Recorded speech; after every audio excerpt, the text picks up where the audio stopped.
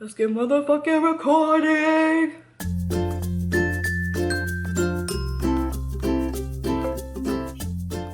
What up, YouTube? My name is Carly Fries, and today I'm going to be talking about my favorite books that I read in 2016 that came out in 2016. Now, I know a lot of booktubers scratch that rule and they just talk about their favorite books that they read, regardless of whether or not they came out in 2016, but I've read so many books that I would have too many to choose from, so I'm just going to go with the ones whose release date was 2016. Here we go! I'm going to start off with an obvious one, and that's Lady Midnight by Cassandra Clare. Of course I'm going to choose this book. I love Cassandra Clare's Shadowhunter Chronicles. Every single book, every single series, literally, Shadowhunters is life. So I remember this coming out like way beginning of 2016, and I went through this so slow, not because it was bad, but because I really didn't want to stop reading it, because when the hell is the next one coming out? Like 2030? Like, it takes Cassie so long to write these books so that she gets them like perfect. So I wanted to savor this and make it last as long as possible, and I'm so glad I did, because I can probably say that I like this series, or at least so far, I like this series more than the Mortal Instruments series. Not more than the prequel series, Infernal Devices, but so far a little bit more than Mortal Instruments because the characters are a little less whiny. Clary. Just saying. Next up is whoosh, Tales from Shadowhunter Academy, also by Cassandra Clare. And I know what you're gonna say. Shadowhunter Academy didn't come out in 2016. It came out in ebooks in 2015. Yeah, I know. I read them as they came out in 2015. But you know what? This didn't exist in 2015. So I'm gonna make an exception and say that technically this was a 2016 book. Because, I mean, it was released in 2016. I literally found it like a month ago. I was like, oh, I didn't even know this came out. So technically I haven't actually read this copy. I read it online, but you know what? Fuck it. It's Mount Simon. It was really, really good. If you read any of Cassie's series, like, and you don't read this, then you're missing out, because it actually, like, is really important to the story, especially if you read Lady Midnight. There's a lot of shit that goes on in here that, like, if you read Lady Midnight, you're like, what the fuck? Like, you need to read this. Next up is another book from a series. It's actually the final book in a series, and that's United as One by Pittacus Lore from the I Am Number 4 series. If for some reason you don't know about this series, you may have seen the awful, terrible movie adaptation starring Alex Pettyfer, but it's absolutely nothing like this book series. This book series is actually good. It's done now, and I'm really sad because it, along with so many companion in-between novels, was so good. It's about a race of teenage aliens whose planet gets destroyed when they're like toddlers and babies, so they're flown down to Earth and protected until a certain age when they can start developing their powers, and there's like this evil alien race that wants to destroy them because they just want to get rid of their entire race, and something about destroying Earth just because they're assholes, and it's good. Just, it's complicated, but there's like chimeras that turn into cute little beagles and shit, and I was really happy with the way this book ended, I guess, or else I probably wouldn't be including it on this list, so. Next up is, that's right, Hamilton, written by the creator of the Broadway musical Hamilton, Lin-Manuel Miranda, and Jeremy Carter, who helped him put together this book. And basically, if you don't know what Hamilton is, then, like, honestly, like, bye. But if you do know what Hamilton is, you know that it's the best goddamn Broadway musical that ever was, because Lin-Manuel Miranda is a sexy cinnamon roll genius, and anything that he does is brilliant. Especially Hamilton, because it's a freaking hip-hop rap musical about the birth of America and its founding fathers. Like, have you heard Guns and Ships? Yeah, this book is basically a telling of like the behind the scenes and the history of the creation of Hamilton and the casting and everything that basically went into creating this amazing musical. And there's lyrics to every single freaking song, and there's pictures, and like, it's just, it's so beautiful. Look at the spine. Like, literally, this is what I show everyone. It's like the most beautiful book that I own. Like, this fucking spine though. Next up is something I can't not talk about. This beautiful, wonderful, annoying, makes you want to throw it across the room book. I loved it, and I hated it. But because part of me loved it, I felt the need to include it here. So, for those of you who've been living under a rock and don't know what the fuck this is, it's Harry Potter and the Cursed Child, which is basically the screenplay for the London theater production that J.K. Rowling really didn't have that much to do with. It was actually written by Jack Thorne, and I mean, I'm just gonna throw some shade out there because I don't believe Jack Thorne read the books, to be honest. Like, I'm just throwing that out there. I think he just pretended to read it and he was like, oh yes, I saw the movies, like I know what I'm talking about. Like, no. No. You know what, Jack? Let's see you try and create a polyjuice potion in like a day. I dare you.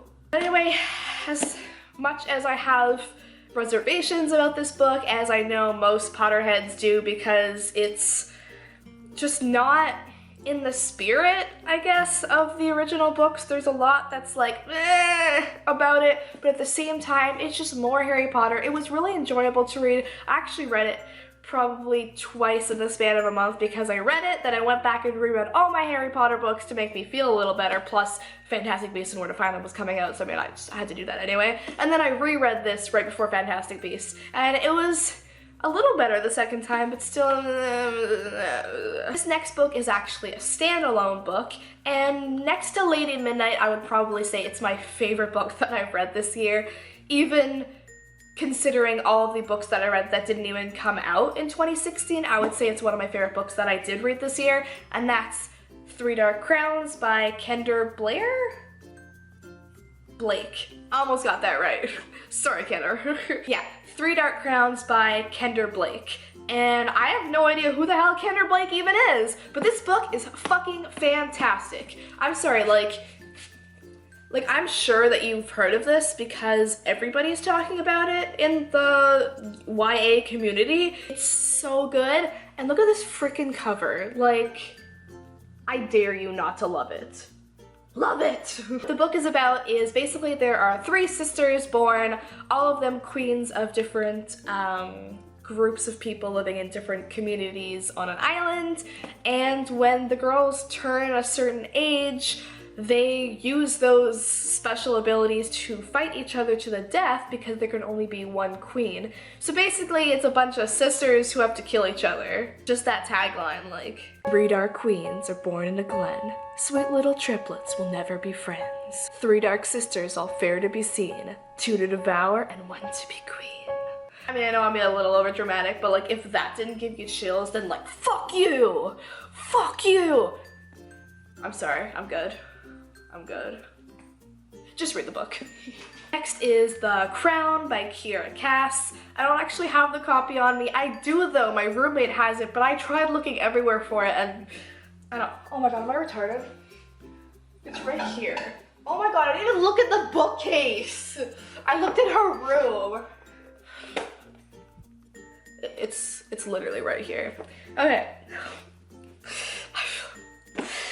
Every time I film a video, something stupid, like a dumbass moment happens. And I'm very sorry for that. Or not, if you enjoy it, then you're welcome. Anyway, The Crown by Kiera Cass is the 5th book in the Selection series. Basically, if you haven't heard a thing about this series, it's basically The Bachelor meets The Hunger Games, or at least that's what a lot of people describe it as. There's a kind of raping from all of the various areas surrounding a kingdom where a bunch of girls can compete to become the next queen and marry the prince.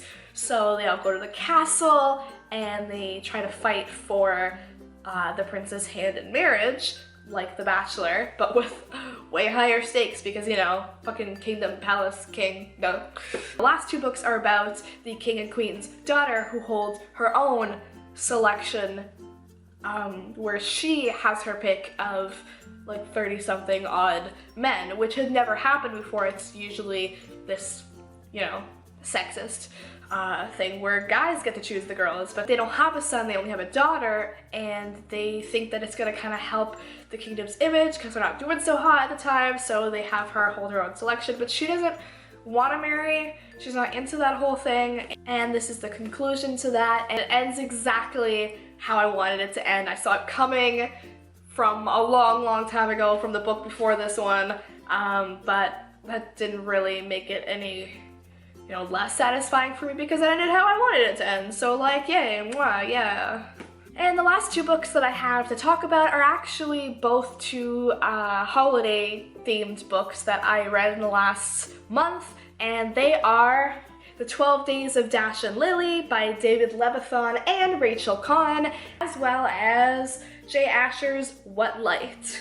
So if you don't know what these books are, I mean, I didn't know what this book was, but I did know Jay Asher. Obviously, Jay Asher wrote 13 Reasons Why, which is amazing. So I actually won this on Goodreads, which is a website for readers to rate books and share what they're reading and write reviews and stuff like that. So yeah, I won this in a giveaway on there, an advanced reader's copy, and it was really good. Not as good as 13 Reasons Why, because like it's kind of hard to top that, but like I really enjoyed this. It's a girl who spends about a month out of each year selling trees across the country with her parents who own a tree lot. So basically she has one life back home and one life at Christmas time, and kind of tries to balance the two, and it's really good. There's a really good love story in here. That's all I have to say. As for The 12 Days of Dash and Lily, if you're unfamiliar with Dash and Lily's Book of Dares, I'd say start there, because this is actually a sequel written a fuck ton of time after the original. Let me just quickly look up when the original Dash and Lily was released. Yeah, this shit came out like 6 years ago in 2010, and only now is the sequel coming out. That's freaking crazy. And if you never did read the original when it came out, oh, you're missing out. Dash and Lily's Book of Dares is actually one of my favorite Christmas books of all time.